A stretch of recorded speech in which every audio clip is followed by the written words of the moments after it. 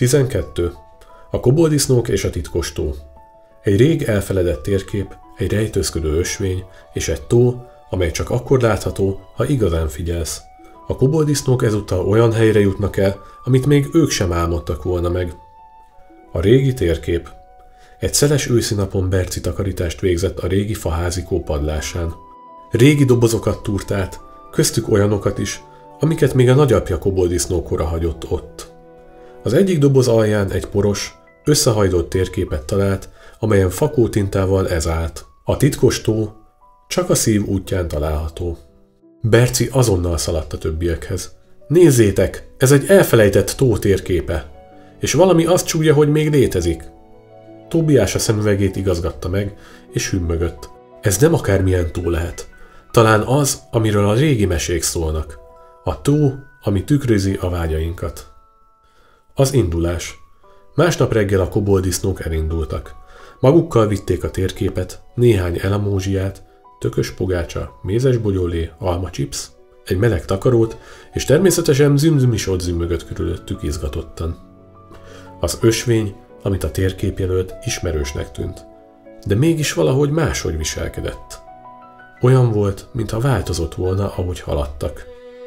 Olyan érzésem van, minthogyha a táj figyelne minket, mondta Lili halkan.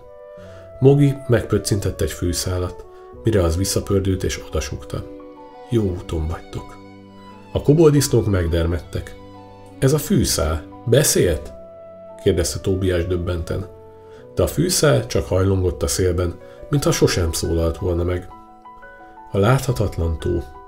Délutánra az erdőbe értek, ahol ködereszkedett a fák közé. A levelek alatt puhán ropogott a talaj, és a térkép hirtelen elfakult. Mintha nem akarná megmutatni, hol vagyunk, dünnyögte Berci. Ekkor egy tisztásra értek, ahol semmi nem volt, legalábbis első pillantásra. Ez csak egy üres mező, a tó sehol, sóhajtott Bogi. Zümzüm azonban elkezdett körözni egy pont fölött, majd lassan leereszkedett. A talajt nézte, és egyszer csak bepárásodott a lába alatti fű. Tóbiás odament, és a földbe nyomta az orrát. Hideg volt. Berci lehúnyta a szemét, és azt mondta. Ha ez a tó a szív útján található, akkor nézzük nem a szemünkkel, hanem a szívünkkel. És abban a pillanatban a köd felszállt. Lassan, mint amikor álomból ébredünk, a táj megváltozott.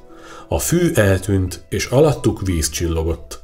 Egy csendes, tükörsima tó nyílt ki a semmiből. A partja virágokkal volt szegélyezve, amelyek soha nem nőttek másutt. Kék aranyszirom, holdfény illatú rózsaszerű virágok. A tó közepén egy kis sziget állt, rajta egy kő, amelyre ez volt vésve. Aki ide eljut, ismeri a csendet. A tükör tó varázsa. A kobolddisznók leültek a tó partjára.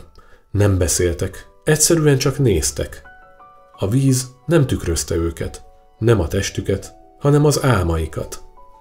Tóbiás látott egy hatalmas konyhát, ahol kobolddisznó gyerekeket tanított főzni. Bogi azt látta, ahogy egy csillagfényes mezőn kobolddisznó balettcsoport táncol. Lili egy virágkertet látott, ahol minden virág egy emlék volt. Berci egy könyvet látott, a címe Kobolddisznók a virágos réten, és benne mindenki ott van, aki fontos neki. Zümzüm csak egy nagy, színes virág belsejében aludt, boldogan zümmögve. A tó csendje nem volt üres. Tele volt mindazzal, amit a szív mondani szeretne, de a szavak sosem tudnak. A hazatérés. A kobolddisznók nem vittek haza semmit. Nem szakítottak le virágot, nem töltöttek üveget vízzel. Csak leültek és rajzoltak, hogy megőrizzék az emléket. Tóbiás egy új térképet készített. Nem a tájról, hanem az érzésről. Egy olyan ösvényről, ami csak akkor nyílik meg, ha készen állunk. Hazafelé már nem beszéltek, de minden egyes lépésükben ott volt valami új. A csend melege, a lélek mosolya, és a tudás, hogy létezik egy tó, amit sosem látsz a szemeddel, csak a szíveddel.